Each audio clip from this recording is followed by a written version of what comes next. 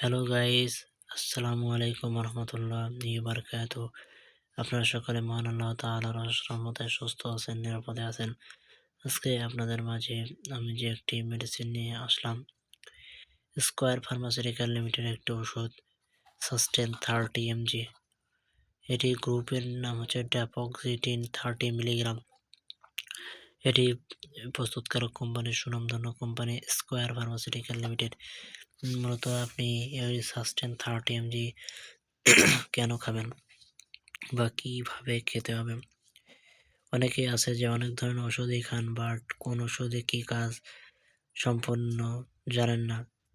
শুধুমাত্র তাদের জন্য আজকে বিস্তারিত আলোচনা করব। সাস্টেন 30 mg কিভাবে খাবেন এবং কখন খেতে হবে ইত্যাদি ইত্যাদি। সাস্টেন 30 mg আপনাকে অবশ্যই যখন খাবেন একজন শুধুমাত্র কেবলমাত্র রেজিস্টার্ড চিকিৎসকের পরামর্শে সেব্য। কারণ এই ওষুধটি আপনার গিটার বাজানোর জন্য সহায়ক হিসেবে কাজ করে। এই ওষুধটি খাবার ফলে আপনার গিটার নিরবিচ্ছিন্নভাবে কাজ করবে এবং আপনিও গিটার বাজাতে পারবেন ঘন্টার পর ঘন্টা। অনেকে আছে যে অনেক ধরনের ওষুধ কেউ যখন গিটার বাজাতে পারেন না, তাদের জন্য এই সাস্টেন 30 mg সহায়ক হিসেবে কাজ করে।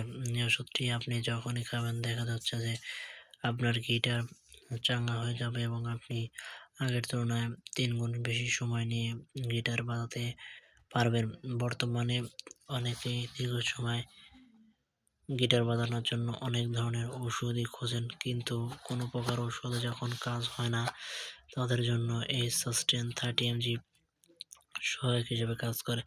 এই ওষুধটি খাওয়ার ফলে আপনার গিটার আগের তুলনায় 2 গুণ শক্তিশালী হবে এবং পৃথিবীর 4 বাচ্চার মা আপনার কাছে হার মানবে এবং উনি জানালা দিয়ে পালাতে বাধ্য হবে।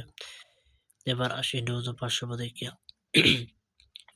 মূলত এই ক্যাটাগরির ওষুধ আপনি যখনই খাবেন তখনই একজন ডাক্তারের সুপরামর্শক্রমে আপনাকে সেবন করতে হবে এবং ডাক্তারগণ আপনাকে যেভাবে ওষুধটি সেবন করতে বলবে ঠিক সেইভাবে ওষুধটি আপনাকে সেবন করতে হবে। তা না হলে মারাত্মক সাইড ইফেক্ট বা পার্শ্ব প্রতিক্রিয়া এই সমস্ত ওষুধ রয়েছে। কারণ এটি শুধুমাত্র প্রেসক্রাইব মেডিসিন।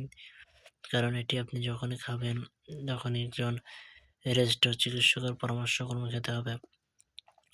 এছাড়া যাদের হার্ট, কিডনি বা অন্যান্য যে সমস্যা রয়েছে বা লিভারের যে সমস্যা রয়েছে তারাও খাবার পূর্বে একজন ডাক্তারের পরামর্শক্রমে আপনাকে খেতে হবে।